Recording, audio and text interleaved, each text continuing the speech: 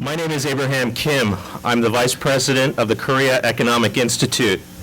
We welcome you and are so honored to have you join us for KEI's 6th Annual Korean American Day Celebration Luncheon. This is a milestone event for us for a few reasons. First, this year marks the 110th anniversary of Korean American immigration. More than a century ago, the first Koreans immigrated to the United States and landed on the shores of this great country, seeking the American dream and new hope for their children and their future. As we do each year, KEI selects a theme for the Korean American Day event and recognize 3 leaders. In the past, we have selected Korean Americans in academia, government, business, the arts, and publishing. This year, we thought no better theme to mark this 110th anniversary than honoring Korean American leaders that are giving back to their local communities and internationally in the field of humanitarian and development work. Today, we'll be recognizing 3 leaders in this field. First is our keynote speaker, President of the World Bank, Dr. Yong Kim. Then our 2 honorees, Ms. Kyung, Executive Director of the Korean American Community Foundation in New York City, and Reverend Eugene Cho, Executive Director and founder of One Day's Wages in Seattle, Washington.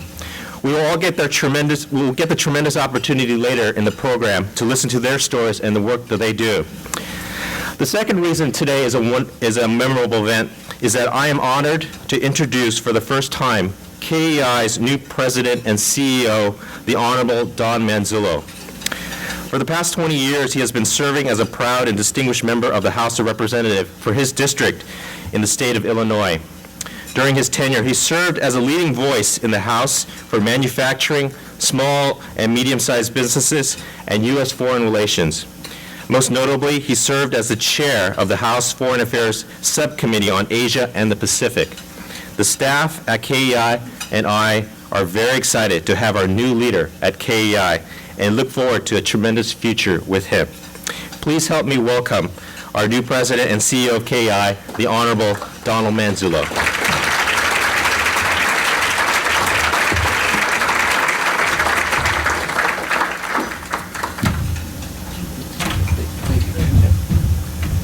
Well, good afternoon. What a beautiful day. What a tremendous surrounding to be here in our nation's capital. My job ended January 3rd at 11:59:59, and I took over the reins of KEI at 12:01. So I had a 2-second retirement. And it's just good to be here with so many of you. I'm going to introduce some of the people here. As I introduce your name, please stand up, hold the applause for the end, and then afterwards we're going to ask the Korean assemblymen, the leaders of their respective parties, to introduce their members. First, again, Ambassador YJ Choy, Ambassador of the Republic of Korea to the United States. Ambassador Yoon, Consul General of the Embassy, the Republic of Korea. Minister Yong Kim, the Minister of Economics of the Korean Embassy. Dr.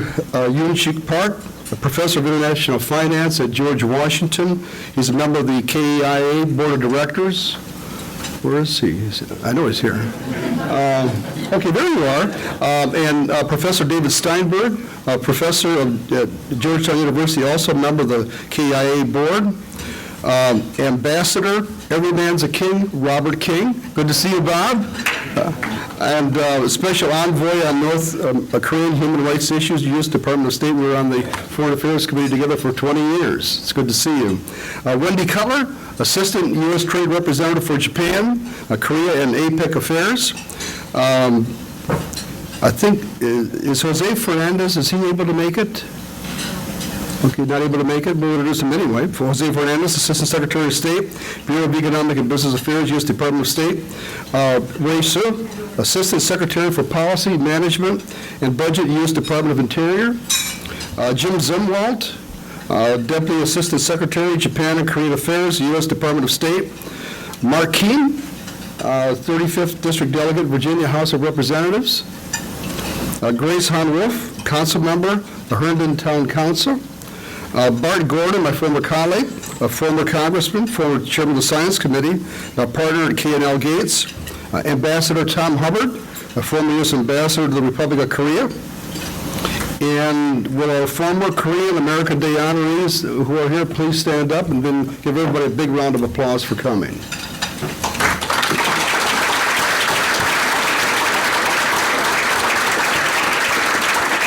And now it's my pleasure to introduce to you the head of the Honoree Party, which is the ruling party, Assemblyman YJ Choy.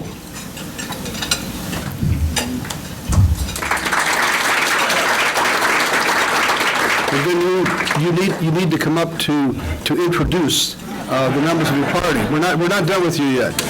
Jennifer, you want to come up, please? 영어가 짧아서 한국말로 인사를 드리겠습니다. 소개받은 황영철 의원입니다. 이번 KEI 초청으로 7명의 국회의원이 워싱턴을 방문하게 되었습니다. My name is Hong Chol from the Honoree Party in Korea, and we have been invited by KEI to participate in a program for this week. 특별히 오늘 뜻깊은 날에 이 한인 여러분들과 또 그동안 한국과 우호 협력을 같이 해오신 귀중한 분들이 모인 자리에서 인사를 하게 돼서 매우 영광스럽게 생각합니다. And I'm very honored to be here with all of you today who have contributed so much to the Korean society. 함께 방문한 6명의 국회의원님들을 한 분씩 소개해드리겠습니다. 우리 김세연 국회의원님이십니다.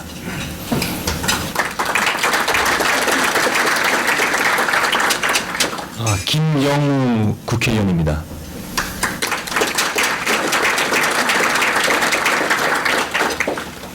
박민식 국회의원입니다. 반갑습니다. 지금까지는 새누리당 여당 국회의원을 소개해드렸습니다. So the three members that just bowed were from the Honoree Party, which is the party in power currently. 더 소중한 분들을 소개해드리겠습니다. 야당 의원님들을 소개해드리겠습니다. 우리 민주통합당의 우리 잘 안 보이시네요. 예, 우리 노은래 의원님을 소개해드리겠습니다.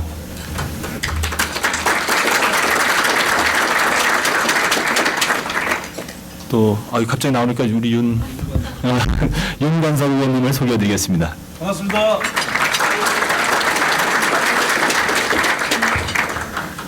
그다음에 서영교 의원님을 소개해드리겠습니다. 부대부터는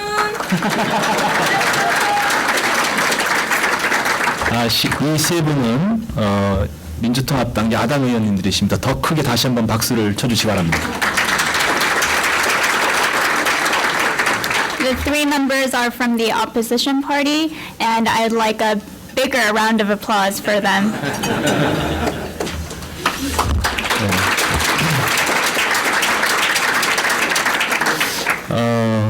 아시다시피 대한민국 새로운 대통령이 선출되었습니다. 올 한 해는 대한민국의 발전을 위한 새로운 계기가 되는 한 해가 될 것입니다.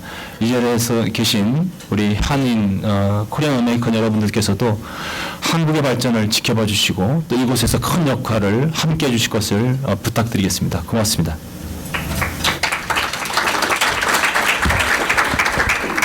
As you know, there is a new president in Korea this year, and I believe that this year will mark a year of new development and even further development of Korea and the United States. And I hope that all of you here can contribute to that momentum going forward. Thank you very much. Thank you.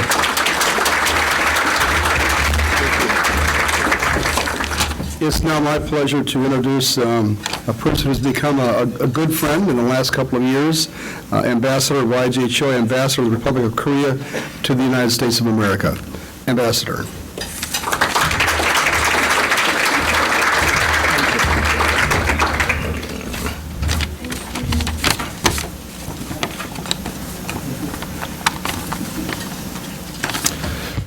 Good afternoon. President Manjilo of KEI, honorable members of National Assembly from Korea, distinguished guests. It is my great pleasure to be here today at KEI's 6th Annual Korean American Day celebration. Looking back, it is almost to this day 110 years ago that the first Korean immigrants arrived in Honolulu, Hawaii. Through industry and hard work, this small community of 102 pioneers flourished into a population of 2.5 million today. Americans of Korean origin have contributed to the growth and prosperity of American society.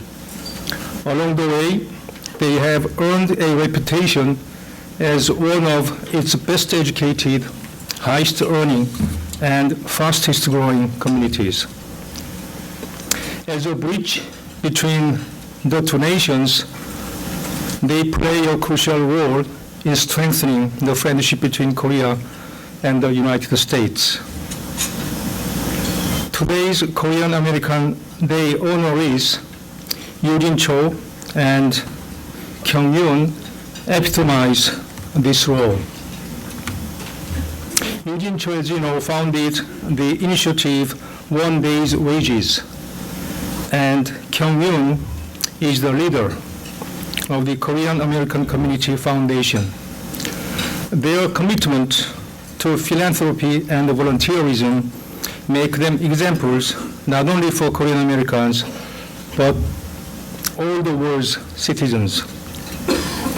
I want to acknowledge as well the contribution of Dr. Yong Kim in providing inspiration to Korean Americans. Dr. Kim served as the first Asian American president of Dartmouth College, and he is now the president of the World Bank. This year's Korean American Day celebration is particularly meaningful as it coincides with the 60th year anniversary of the Korea-US alliance. Our two countries established this alliance during the Korean War as brothers in arms. Now, 60 years later, this relationship has matured into a partnership with regional and global significance. It is evidenced by our common commitment to preserving peace and stability in Northeast Asia and beyond in this new Pacific age. In 2 months of time, we will also celebrate the 1-year mark of the Korea-US Free Trade Agreement. In sum, the growing partnership between Korea and the US will provide its relevance well into the 21st century. The end of last year was a momentous time. We witnessed elections virtually everywhere. In America, Mr. Obama was re-elected as president, and in China, in November, we have seen Mr. Xi Jinping emerging as a new leader of China. In December, there was an election in Japan, electing Abe as new prime minister. And also in Korea, we had a presidential election, electing Madame Park as first female president ever in East Asia. And incidentally, KEI also has a new president, distinguished former Congressman Don Manzullo. Thus, the year ahead is ripe with challenges and opportunities. And the lessons for Korea and the United States, regardless of whether we are Koreans or Americans, is that we need to remain actively engaged. We have role models in the persons of President Yong Kim, Eugene Choy, and Kyung. Together, they entertain a high ideal of making the world a safer and more prosperous place. And many Korean Americans will follow suit. This will ensure that we may celebrate Korean American Days with pride for many, many years to come. Thank you for your attention.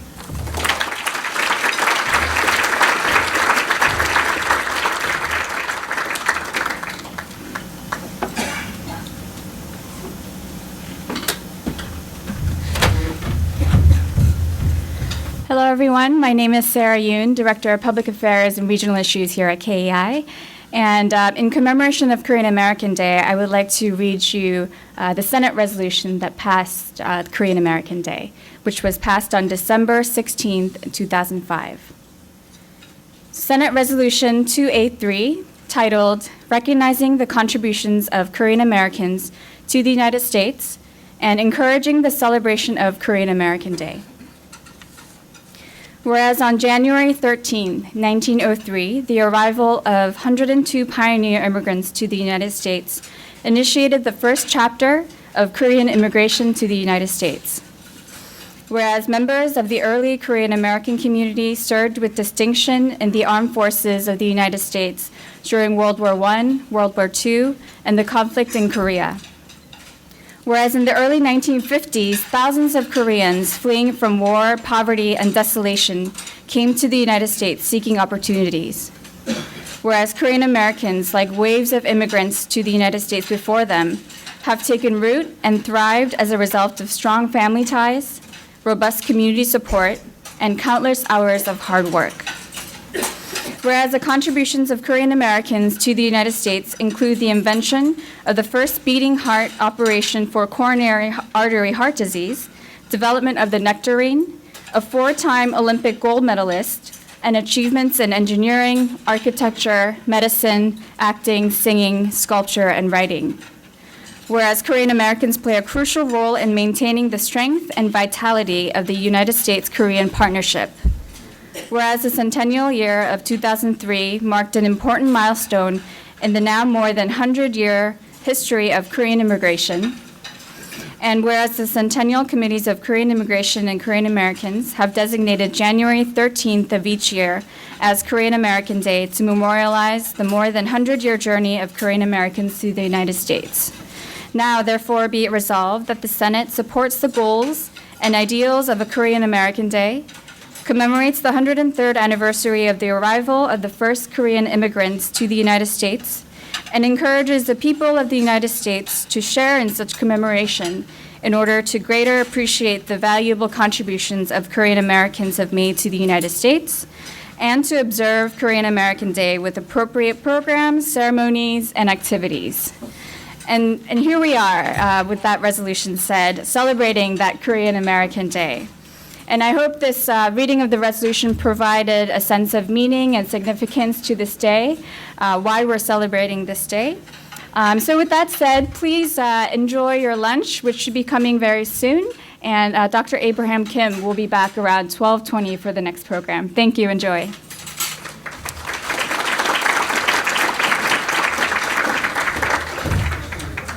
Ladies and gentlemen, I hope you're enjoying your lunch and the conversation.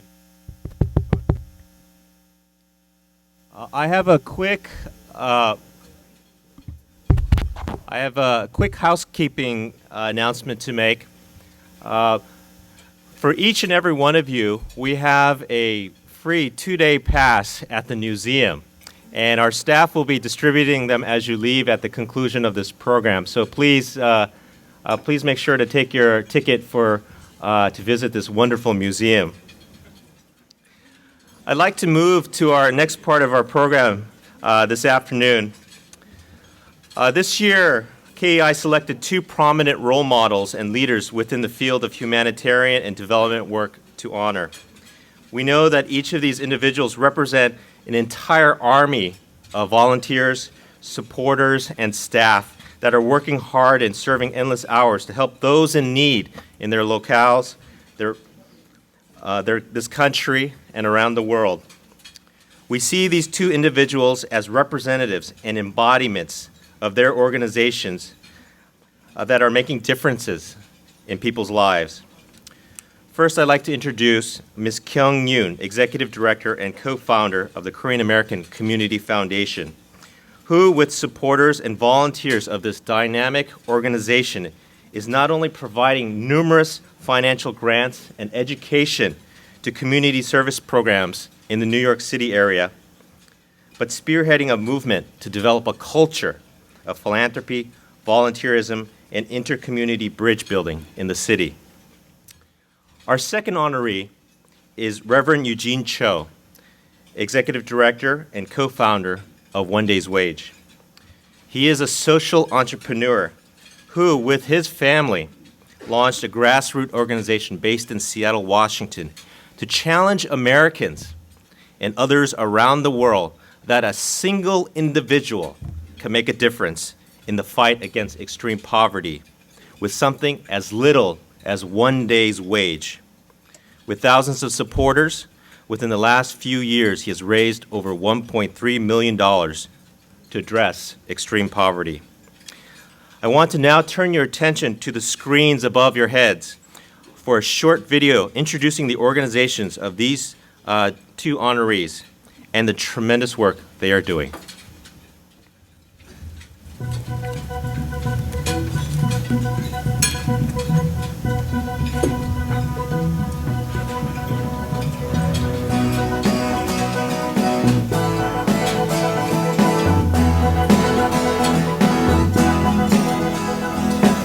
So there are three major elements to KACF's work. The first has to do with our being a grant maker in the community. That means that we provide funds to nonprofit organizations that are really in the front lines of helping the most vulnerable people in our community. But our work doesn't begin and end with just writing a check. We really try to go deep with our grantee partners to help them identify what might be barriers to growth and to really work with them, providing technical assistance or other advice so that they can become stronger and more sustainable organizations. The truth is, it's not about the money itself. Yes, money is great and funding is needed, but KACF really embodies the true meaning of partnership. The second part is our work with our donor community, and we've really been about changing and promoting a new culture of giving among Korean Americans, to really think of ourselves as philanthropists and ones that can start giving now, not waiting until you make your first million, but really, even if it's small amounts, that we can all contribute in a meaningful way. It's very invigorating to be in this environment, and makes you want to do more, makes me want to do more. Mind you, this is money that never existed, never funneled into Korean American nonprofits before. So the amount of money that we raised over the last 10 years, this is money that every single one of our grantee partners are benefiting from, that would not have shown up from anywhere else. And the third part of our work is really about building bridges to other communities as well. We've always been mindful that KACF is not an insular organization that is just about raising funds among Korean Americans to help ourselves, but really about reaching out to other communities and making a real significant impact in helping to bring communities together and for the Korean American community to be a part of that and to help to lead that. You know, when you put good people together, magic can happen. Magic happened here. And we have to continue to pull in people, not money. We have to pull in people for magic to continue.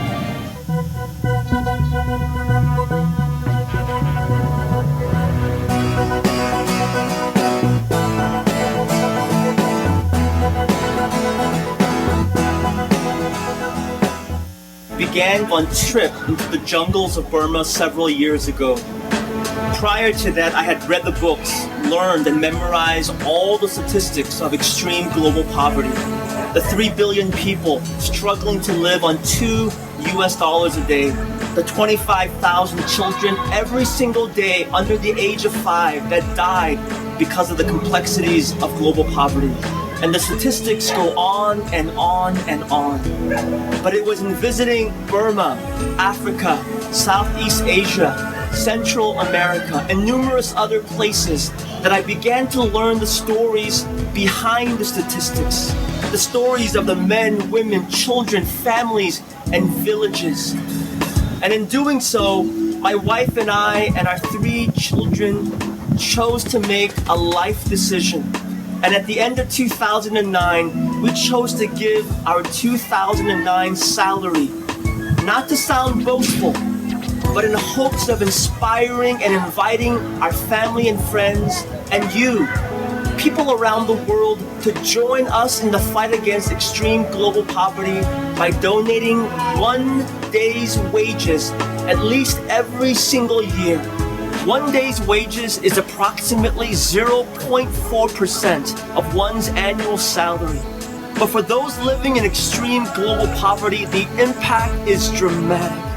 And so every single year, we want to invite you to donate one day's wages. Or perhaps on your birthday, you'll join us and start a Birthday for a Cause campaign. Invite your family and friends to join you in raising funds for a project. Or perhaps one day, every single year, you'll choose not to work for yourself, but you'll choose to work for a cause in the fight against extreme global poverty. In closing, I want to share a captivating story from my time in Burma. I had a chance to visit numerous schools and learn how difficult it was for them to pay the salaries of their teachers. Later, I discovered that the salaries of teachers was $40 US. Not per day, not per week, not even per month, but per year. You and I, we might not be able to change the entire world, but believe it, you and I, together, we can make a dramatic impact in the fight against extreme global poverty. Join the movement of one day's wages.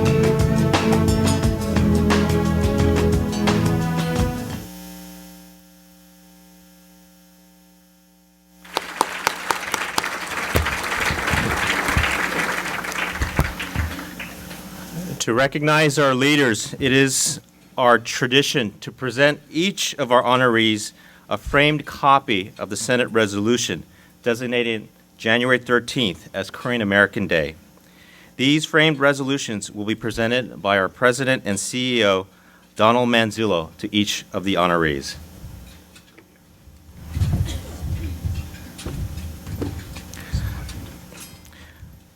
First, I'd like to introduce our first honoree, Ms. Kyung of the Korean American Community Foundation, for her and her organization's tireless efforts to serve the broader New York City community and being a role model for Korean Americans across this country.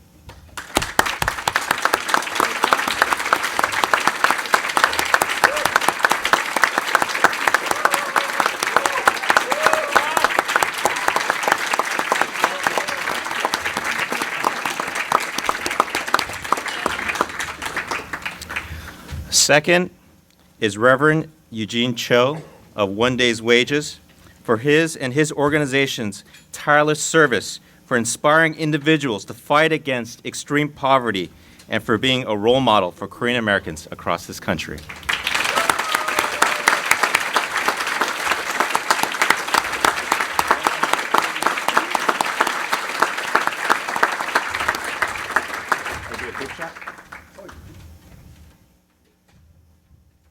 Now we get to do a group shot.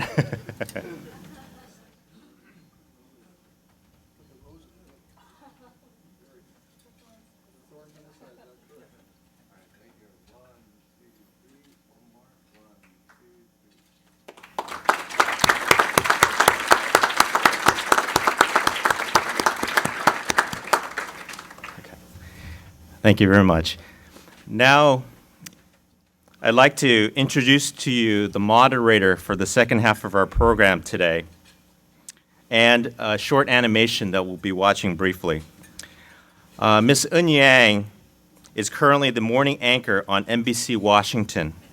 She also serves as the host of Rundown, Foodies, and DC Scenes on NBC Washington Nonstop. For the KEI community, she was our moderator for last year's Korean American Day, and of course, the co-host with Angie Goff of NBC Weekend at our 30th anniversary gala. I'd like to momentarily invite her to come up with our guests for this afternoon. But as she and our guests make it up to the stage, I'd like to, again, turn your attention to the screens above you. 6 months ago, KEI, with a design group, Gimga Group, and award-winning illustrator James Yang, who's with us today, put on our thinking caps to figure out how can we deliver the message and the story of the Korean American immigration experience and capture this in a brief program. And we came up with a 3-minute animation that we would like to show you this afternoon. So if you direct your attentions to the monitor, we'll have that queued up for you.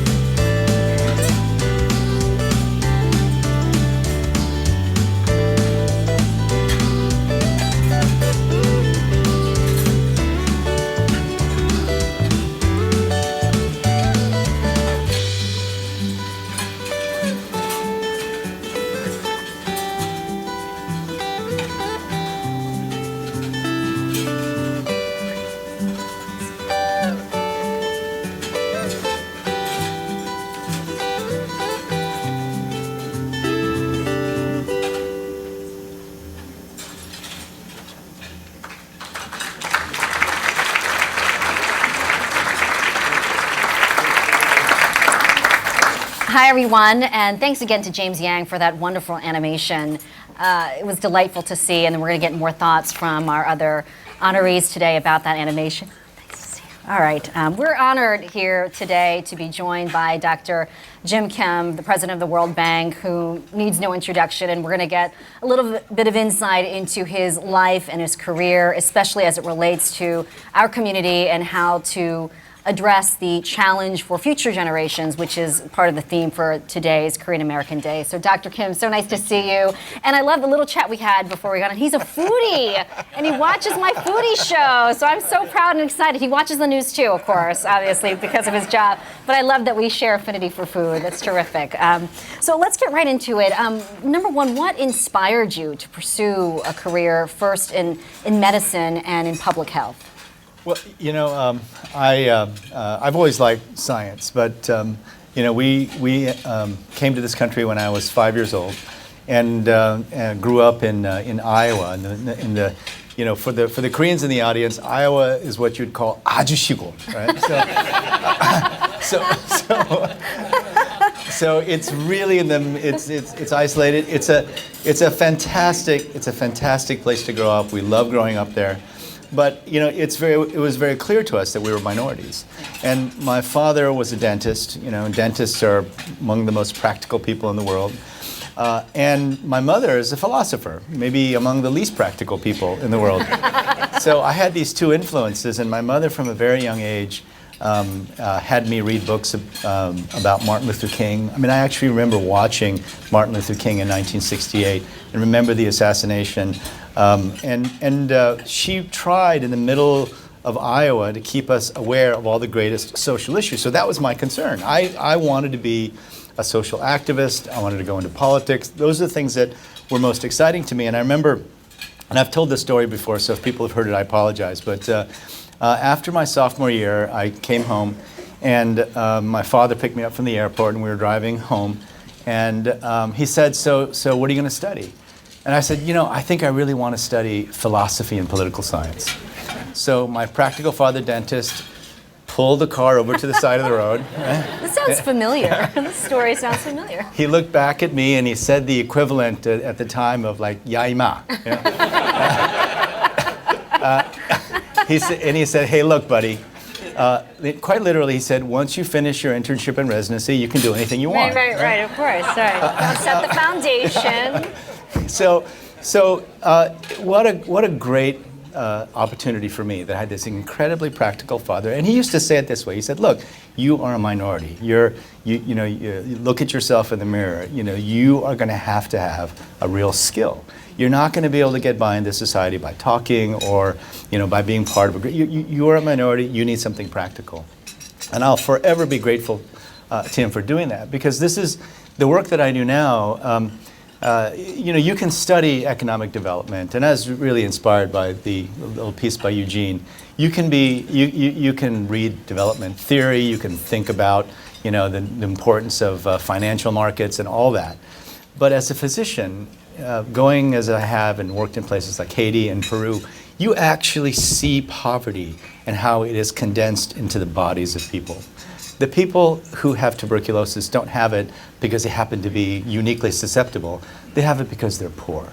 They have, in so many ways, HIV went along the fault lines of society, meaning it was the most poor and the most marginalized who were getting infected. So as a physician, I had a skill, which was great, but also I got to sort of understand poverty and inequality in quite literally a corporeal way. When you see it, when you see how inequality and poverty becomes embodied in people's illnesses, it made me very happy to be a physician, but also gave me a deep sense that I had to do more than just treat individual patients. That's right. And then that experience in public health was a natural progression into international development for you? Absolutely, yeah.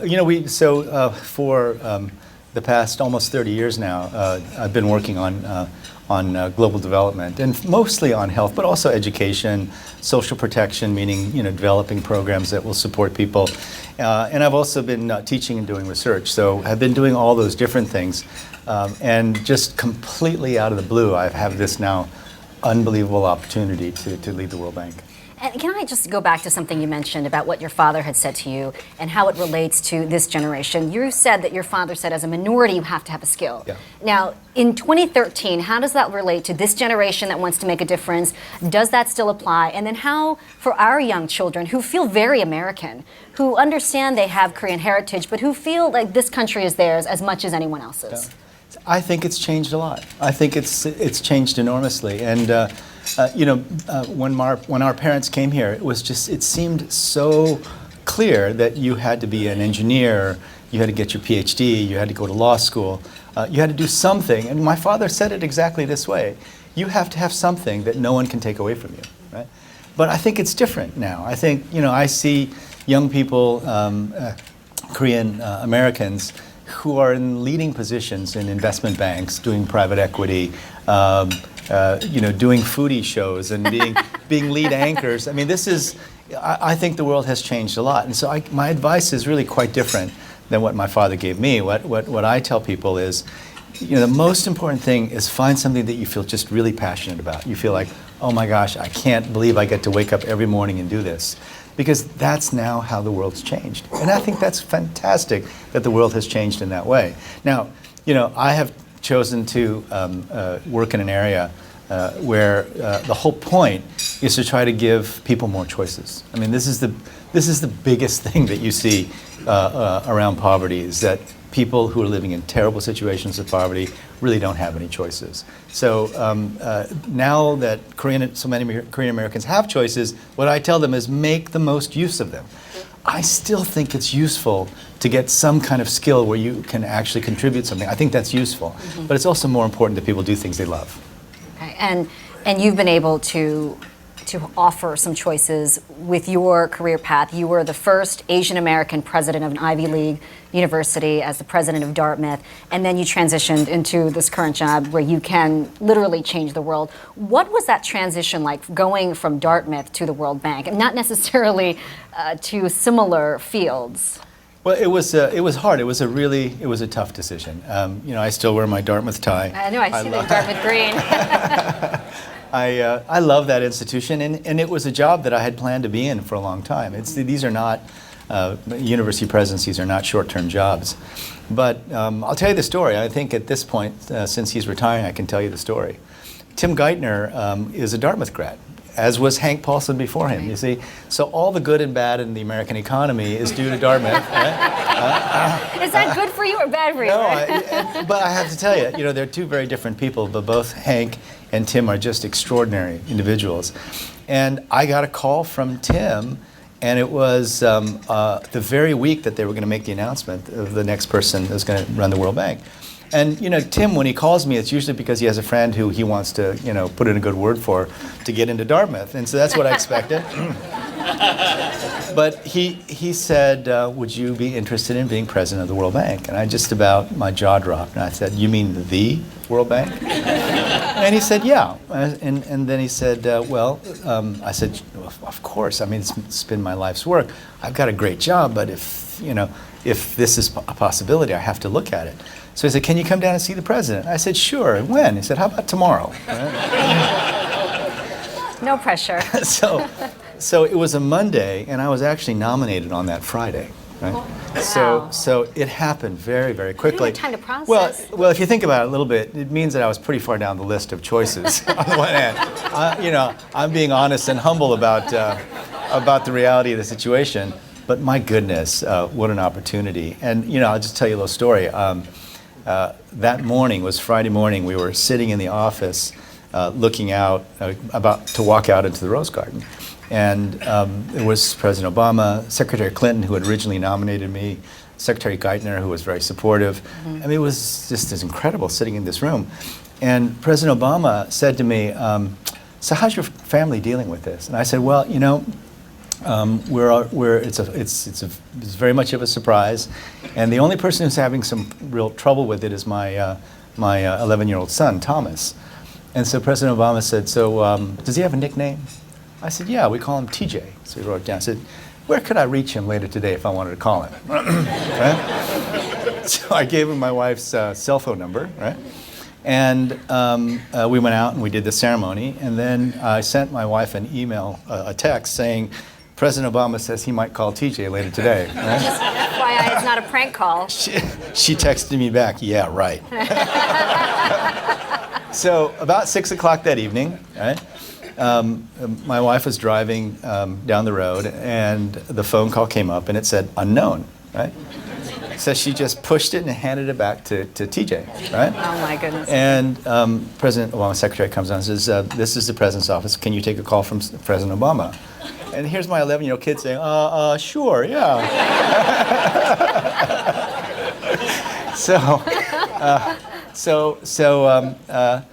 He called, and at the end of, he's saying, oh, Thomas, he asked him, of course. He said, come on, this is the president of the United States. He doesn't have to do this.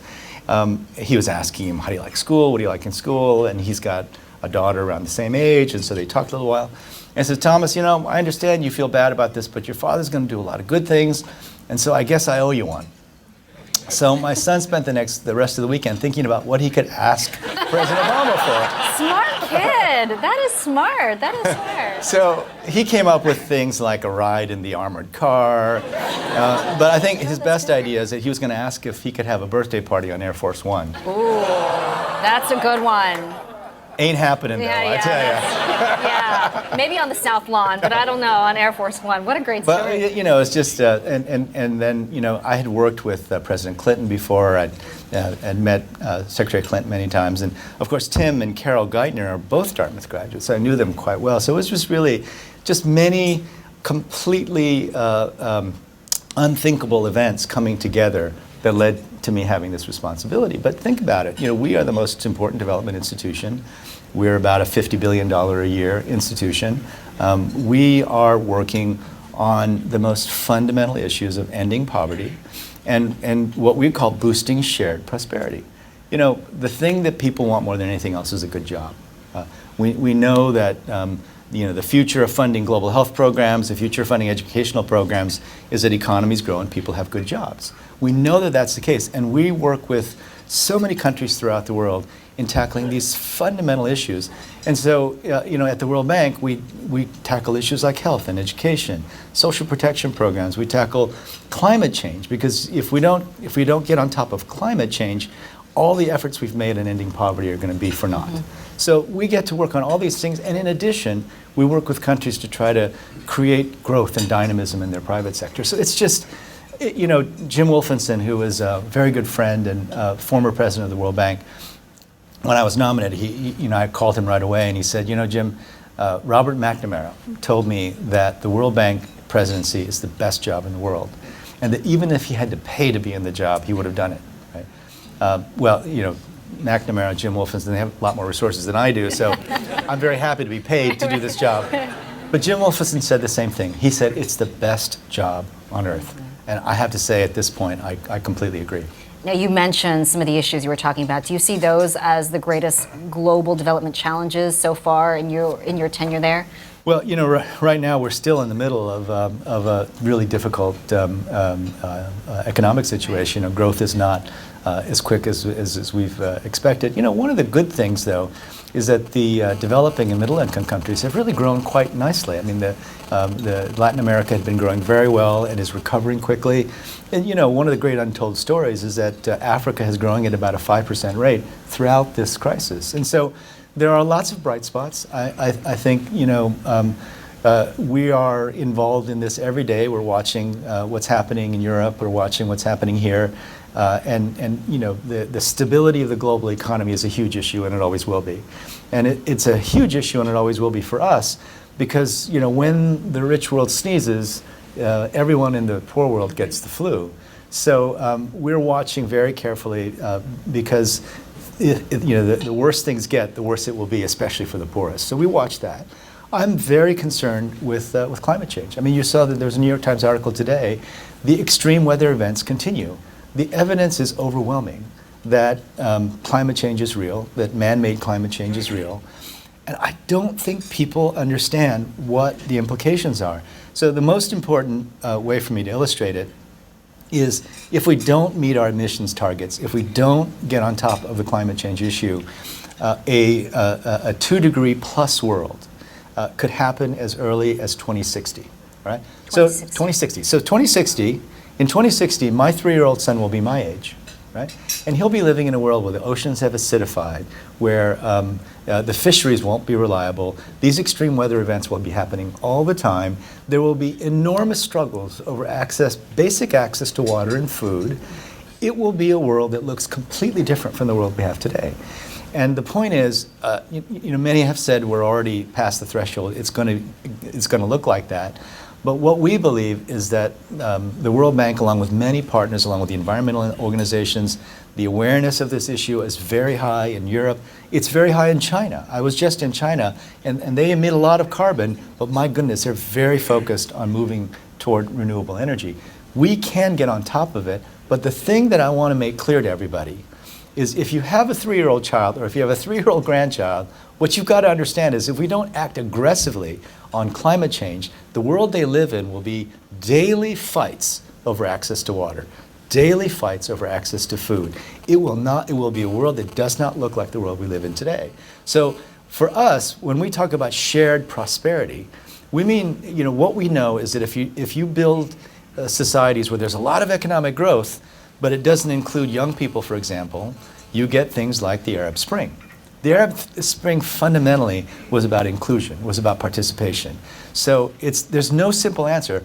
Just having a growing economy doesn't assure you of a functioning, successful society. You've got to include people, especially young people. The other thing we know is if you don't include women in economic development, you're not going to have a stable a path toward growth. The participation of women in economic development is critical. But the biggest issue about shared prosperity is we have to share our prosperity with future generations.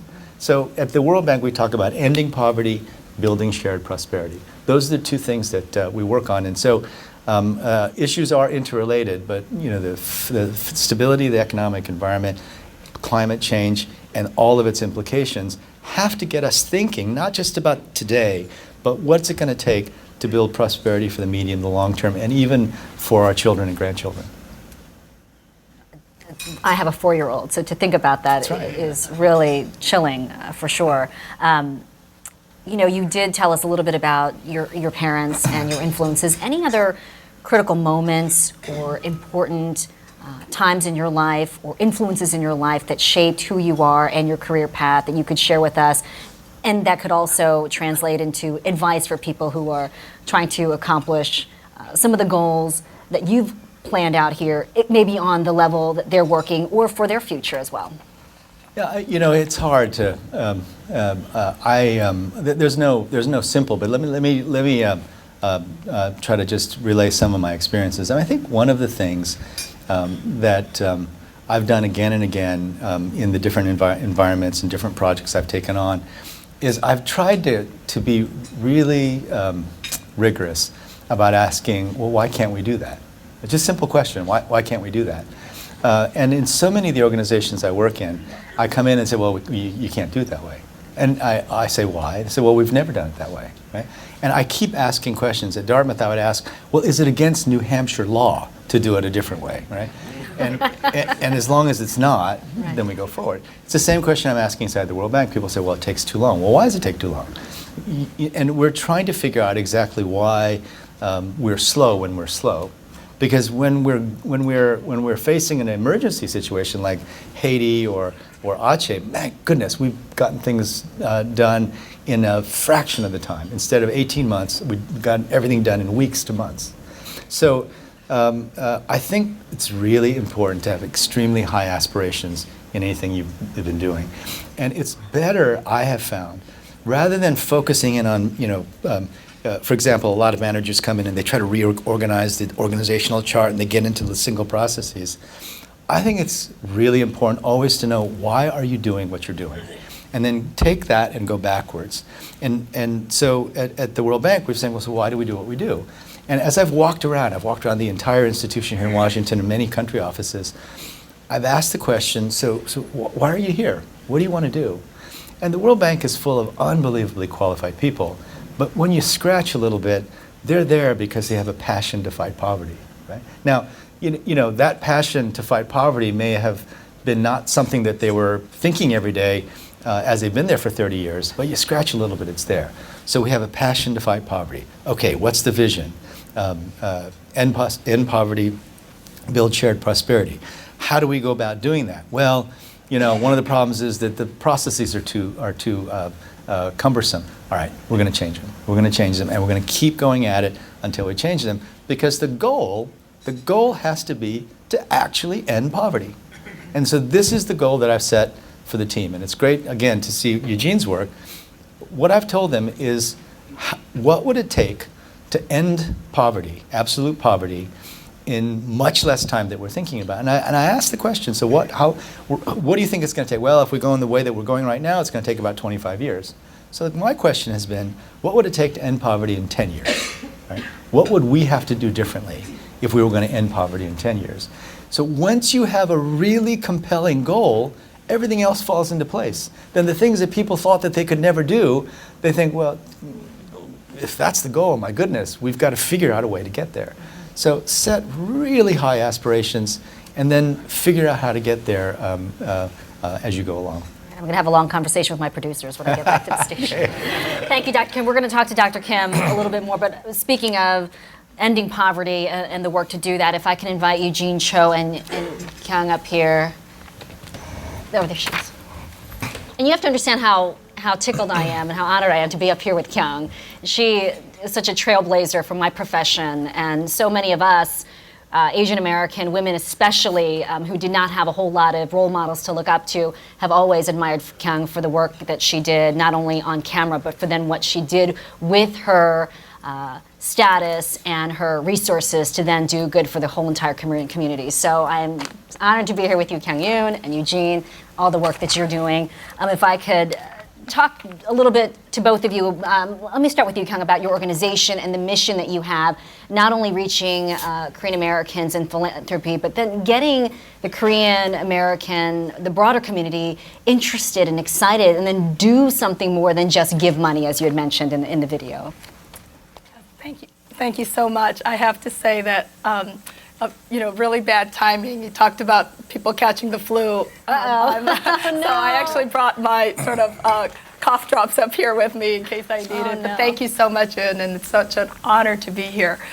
I have to say 10 years ago, when I was privileged to be part of a small, well, not so small, group of Korean American professionals who were invited by the then Consul General, Jo Wan-il, to his residence.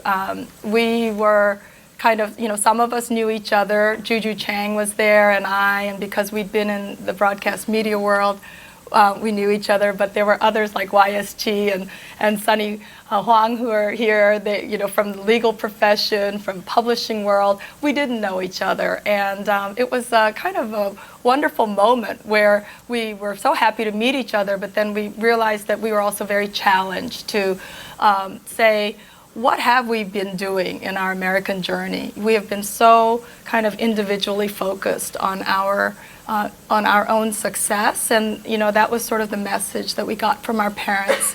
You just go forward and you just do the best you can, and that's great. And I really do think that for the first generation, that was what they wanted of their kids, and just because they were very much in a different mode than today in terms of being in a survival mode of just 먹고 살고, and if they have a little bit left over, they put it into their children's education. And there we were, the beneficiaries of all that great investment. And yet we understood that if we all go our separate ways and there isn't some way to pull the strings of our individual success stories to somehow translate into more of a community success and to uplift our community, that it's just going to be a Korean American community that moves on from generation to generation, that never gets bonded, that never is organized, that is not stronger. And that was the genesis of the Korean American Community Foundation idea of harnessing all of our sort of Rolodexes and resources and our hearts, because in the end, many of us didn't even speak Korean. And yet, if we had an hour of volunteer time to give or $1 to give, we kind of really wanted to give back and maybe help the 할아버지들 and 할머니들 in our community, or find some way, but we were very disconnected.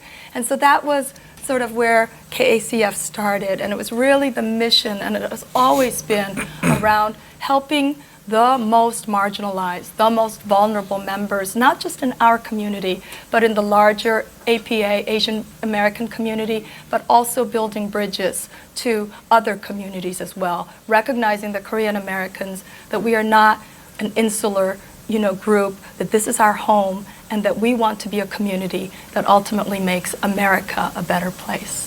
Thank you, Kim. And Eugene, you have worked with and witnessed the most marginalized and people who are living in the most impoverished situations. What are the challenges in building your organization and getting people to say, okay, if I don't see it, then it doesn't affect me? I mean, and you mentioned it's 0.04% is one-day wages for most Americans. But does that resonate still? Are you finding reluctance? Like, what are the challenges in getting people to help you build what you're trying to do in your mission? Well, let me begin again by just thanking the organization for having Kyung and myself here, our spouses. It's a true honor to be here.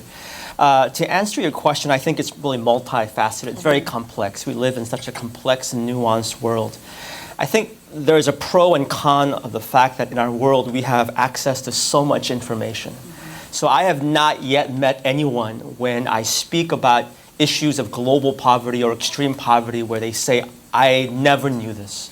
We all know something, but I think at the same time we're inundated with so much information that we can become somewhat desensitized, that we can hide behind numbers. So I'm reticent at times speaking about statistics because I think in the middle of statistics, people can be so overwhelmed by numbers like 2.7 billion people living under $2 that we sometimes lose the humanity of one person. Dr. Kim was speaking about when you see poverty in the confines of flesh and blood of a person.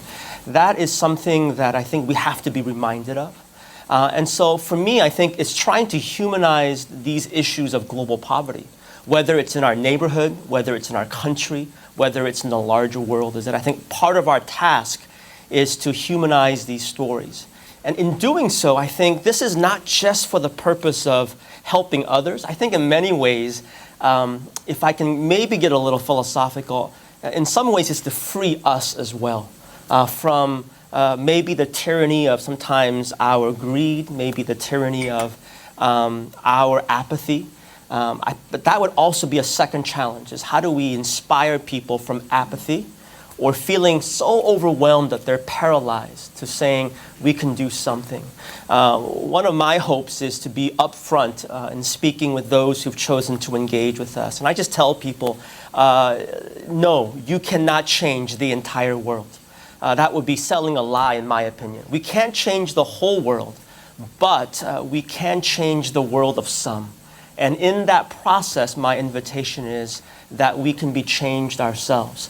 A few years ago, when my wife Min-hee and I made that decision to start One Day's Wages and to give up a year's wages, honestly, I think it was because we were convicted by our faith in Christ, but we wanted to change the world. I can tell you in honesty and looking back that a good chunk of this journey has been that we have been changed. Our eyes have been opened. We've been more humanized. And so I think there's a kind of a multifaceted, but those are some of the things that we're trying to do in the ways that we communicate with our donors. When you humanize the poor and we see the faces and the stories and the names, what's next then? What is a way to inspire people, compel them to do more than just say, write a check? Yep. Yeah. And especially for our generation and I feel like the next generation, we're just and this is one of my favorite excuses. We're busy. I'm raising 3 children. I have a full-time job. How do you find time, and what is the best way then to contribute and feel like you're making a difference? Well, I think the good thing is that I don't think any organization has a monopoly on how to do this well. There's not one way. I'm so grateful that even on this stage here, you see organizations on different tiers approaching it in different ways. I think it speaks to the idea that we need to be very creative. We need to be tenacious. We need to be compassionate in the ways that we go about our work. We live in my opinion, a cynical world. There's those that are inspired, but I think we're also fighting cynicism. And I think part of that cynicism is, will this really work? Will this really help? And I think part of what we need to do is to go about the work that we do with as much integrity as possible. We need to communicate that people's donations, their volunteering time does have an impact. So part of what we're trying to do is, one, in our storytelling, we want to have integrity and dignity in our storytelling. I think one of the things that's a really strong commitment for me is we don't want to dehumanize the poor in our attempt to humanize them. And what I mean by that is sometimes I think it's atrocious that we can just flop a random picture of that African boy with a bloated stomach and snot coming down that person's nose. And in doing so, we're trying to do good, but at the same time, we're dehumanizing the dignity of that person's life, of that child's life. So I think we have to be really careful, honest, and have integrity in our storytelling. But I think we also have to communicate to our donors, in a sense, from A to Z, how that money is making an impact, and to prove it if you can, to convey it as much as we can. Now, it's not perfect. Anyone that tells you, whether it's locally in New York City, in Seattle, anyone that tells you that work, relief work, development work is pretty glamorous or sexy, they're lying, in my opinion. It's hard work. It's messy and laborious. And so our hope is to be able to compel people, not with guilt, not with fear, not with shame, but as honestly as we can, to communicate that we are making an impact and we can do so with their assistance. Last thing I'll share is I feel very compelled to communicate to people in a culture and world, particularly in our Western world, particularly as Korean Americans, where I think we are definitely in this mode of upward mobility. Now, my parents came here as immigrants in '77. They knew 2 or 3 words: hello, thank you, please.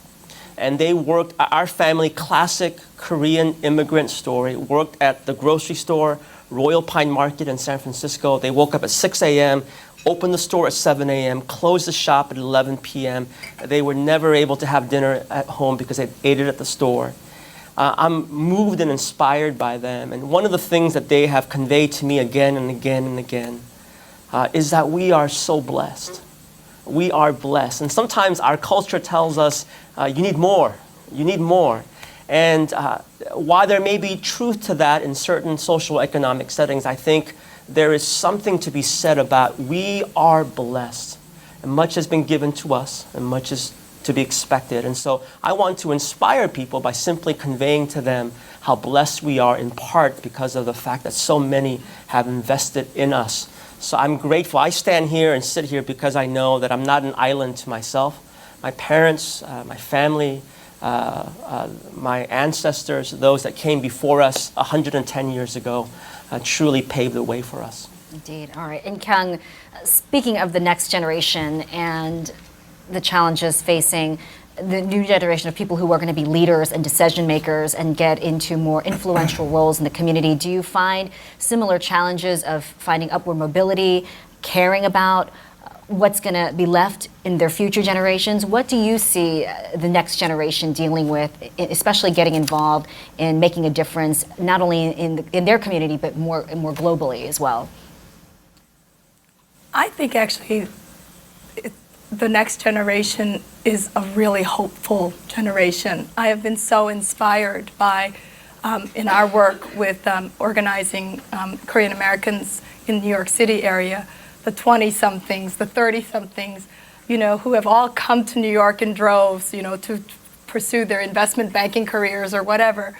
They are hungry to be connected and to give back and to find something that's meaningful. But as you said, they're busy, and they don't have a lot of time. And I think for them, to find a vehicle that is transparent, that is efficient, that has impact, it means a great deal that if you do, again, have that $1 to give or an hour of volunteer time, that you can give it in a way that resonates for you and that you can see what the impact is. I think that the challenge in the Korean American community, as I see it, is that a lot of first-generation organizations that exist, like the Korean associations that primarily speak in English language, so Korean language, and that have a lot of the cultural sort of trappings. In a way, they have not moved in a way that it is welcoming or relevant to Korean American generation. I came, to America when I was 6 years old. And my Korean actually has gotten better in recent years just because of this work, but it's not that fluent. I'm not that comfortable in, with all the, I'm afraid I'm going to offend somebody, I have to, I just still think of sometimes all of that as being sort of my parents' generation. And it took KACF for me to redefine what does it mean to be Korean American and to really realize this is our home. It's not about looking back to Korea, and Korea is so important, and we so need and appreciate the work that KEI does with U.S.-Korea relations and all of that, but we so appreciate that you're recognizing Korean American Day, that we are saying we are here, this is our journey, And we want to be in the driver's seat of this journey, not just sitting in the back seat and letting somebody else decide whether we turn right or left and just being grateful to be in the car. That is the past. And I feel like this is the kind of organizations that we need to foster going forward. And just finally, I would say that what I envision, for strengthening the Korean American community, like Eugene said, sometimes you have a picture of, the African child, and it's not human, but to a Korean American, let's say, but who's right at the brink of thinking about giving back. And I think the idea that most of the donors to KACF have never donated before, and most of our grantee partners have never received institutional funding before, we realize that we are sort of at the nexus of something that is very important, because when you get in the habit of giving, then you can start to really think of yourself as a philanthropist. We all close our eyes and we say, philanthropist, the word. What do you think of? Think of the Carnegies, maybe you think of Bill Gates, but we don't think of people who look like us. But we can be philanthropic. And I have to say, along with my cough drops, I brought with me the New York Times. This was the day before yesterday. We're on the front page of the New York Times with an article saying that Asians in the U.S. are gaining influence in philanthropy. They had a photo of our gala that attracted 1,000 people, that raised over $1 million. We're on the brink of something that is just so exciting. And just to have immigrants being recognized not as the groups that are just coming and sapping the system, but actually that we are giving back to, I think this is really hopeful for the next generation. Well, I think for sure, speaking of people who are in the driver's seat, the three individuals up here indeed are showing that you take leadership positions and then pay that forward. Dr. Kim, so what now? So are we in the driver's seat? How do we stay in the driver's seat? How do we get more people in the vehicles behind the driver's seat? What happens to our children and this next young generation who don't feel as many of the inhibitions maybe our generation, where we were straddled between our parents who were immigrants speaking one language, we're speaking another language. So for our children, they're going to have a completely different relationship and a point of reference for when they're trying to build their community and take on leadership positions. Yeah, as I hear the stories, and I've known Kyung for a long time, and listened to Eugene and Kyung talking, there's just this. We have to remember that our parents' generation remembered deep poverty. Right? My mother walked from Seoul to Busan with her youngest brother on her back in the middle of the war. And, it was interesting. I was in Latvia talking with the Latvian Minister of Finance, and he said to me, he said, you know why the Latvians have been able to respond so quickly to the crisis? Because we remember what it's like to live in poverty, just like you Koreans do, right? Now, frankly, I don't, right? And that's a real disadvantage for us, right? And what was so real about that was that they came, and there's hardiness. You remember during the time when the late 1990s, the Korean crisis, Korean people from their own, they took the earrings off their ears and they made donations to the central bank of $1 billion in jewelry and gold, because they wanted to save the country. So that sense of common purpose, the sense of remembering what it was like to live in poverty, that gave them an enormous amount of meaning. And what it drove them to tell us was, work hard, get a degree, focus on your studies, 잘 먹고 잘 살아라, that kind of, you need to focus on the basics, right? But I think inevitably, especially among Koreans, I have to just say, and I hope I'm not being too inward-looking, but I just have to say that I think Koreans are a very soulful people. You can see it. I was told once that Koreans are the Irish of the Orient, very soulful, very depressed, maybe drink too much. But I heard this a lot, and I have to say, it's true. 인정이란 무엇인가. We have this very strong sense of connectedness to each other, and I think it inevitably leads people to ask questions like the three of us did in doing our work, which is, okay, we're going to get to a place where we can eat and live well. But what's the deeper meaning here? You know, what's really important? What's really important for us as individuals and as a people? And I think, you know, Eugene and Kyung have asked this in profound ways and responded in profound ways, and I think that's what's going to happen. And I would argue that true influence in this society is not going to be just focusing, staying in the background, taking the safe professions, making money.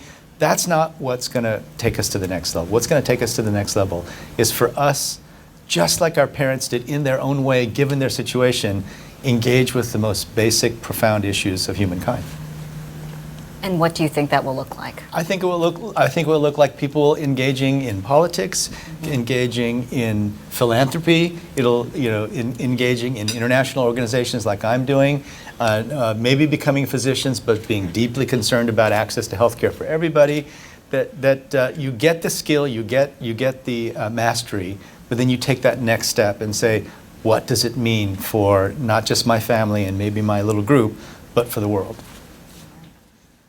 Eugene, in the work that you're doing, are you seeing the impact of what Dr. Kim, what Kyung is saying in terms of getting people involved in your organization? Are you seeing the next generation wanting to take the next step?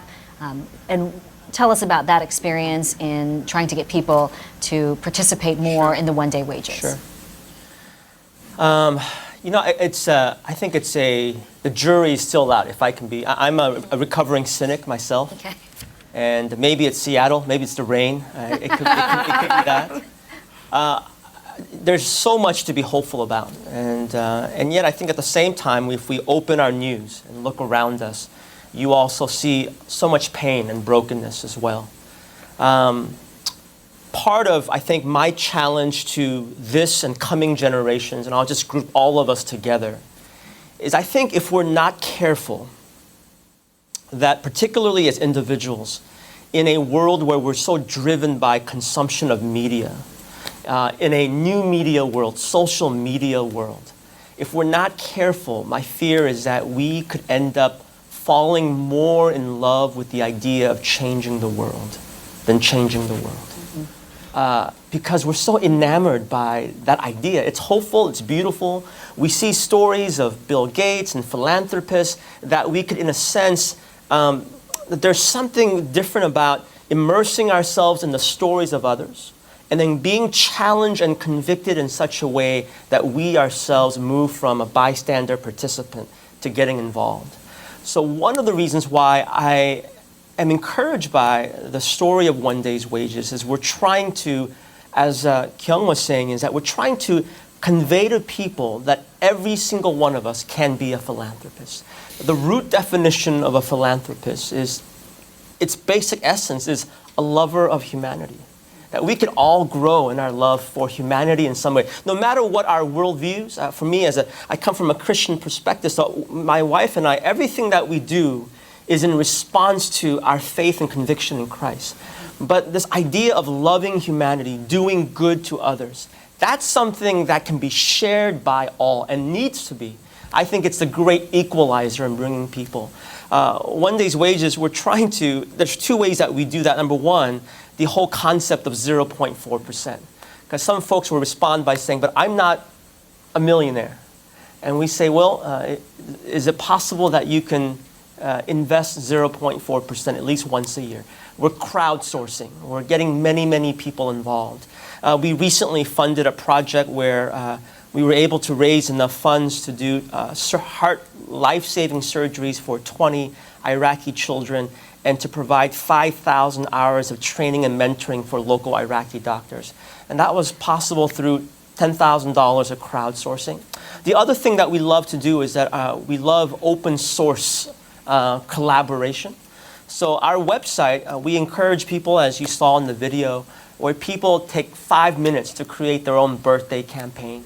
And they can choose where they are asking their friends and family to give. So once a year, that's because you celebrate your birthday once a year, but maybe on a regular basis, in lieu of flowers and gifts and cards, can you give to my birthday cause as I raise funds for the water fund?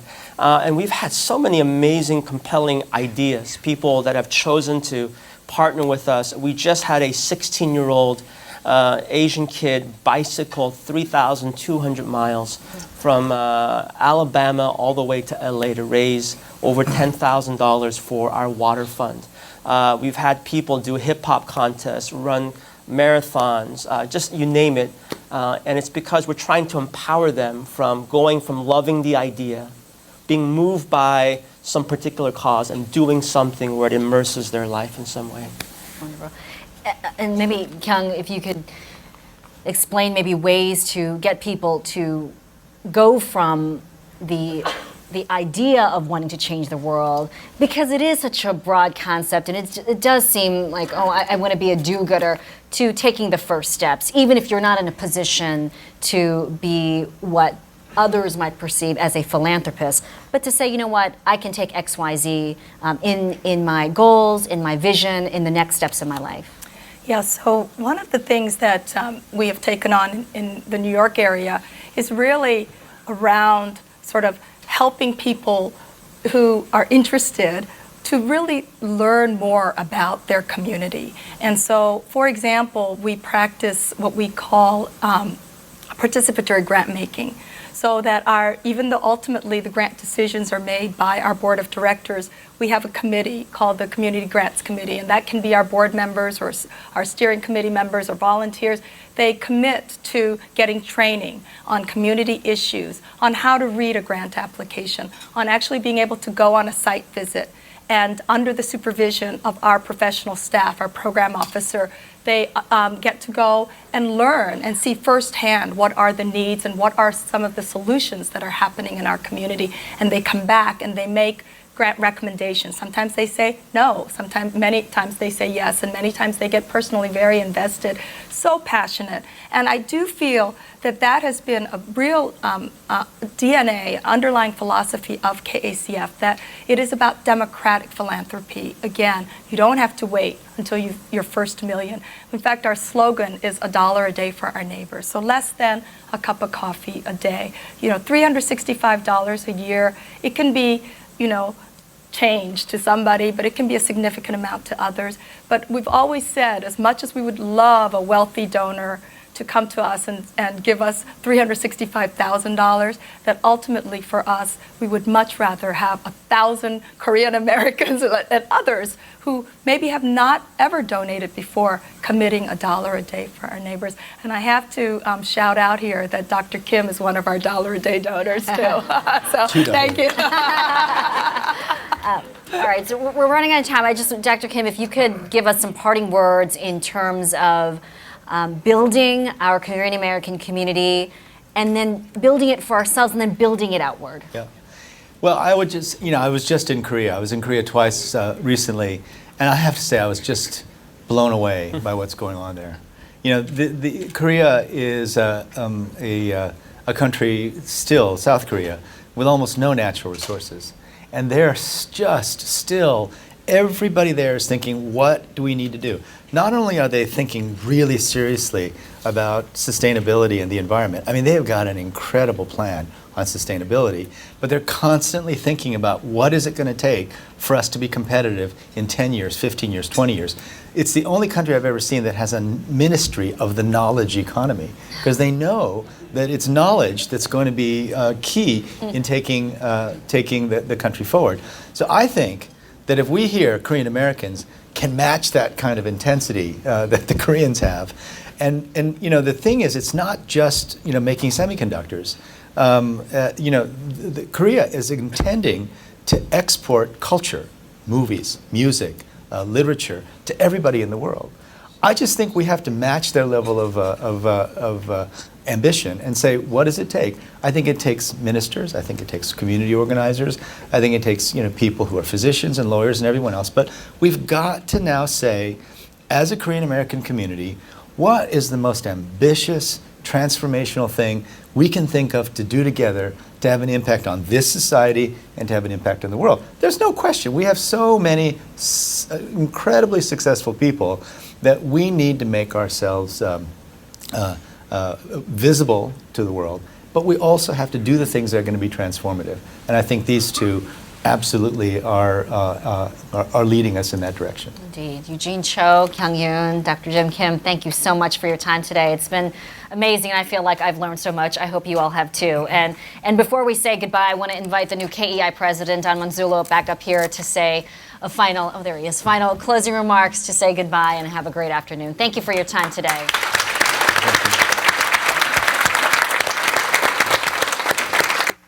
Well, we have been absolutely blessed by the presence of our award winners here, and Dr. Kim, you're sharing with us the great story of what it means to be an American and to take the principles of your culture and apply them to everyday life, and that's what KEIA is all about.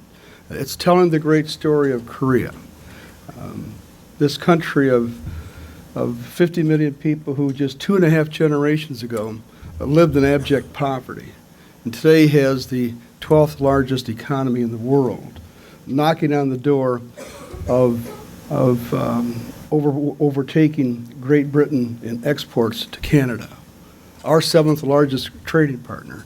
And so we thank you for sharing the story with us, and thank you all for coming here, and let's get back to some other jobs besides this today. Thank you very much.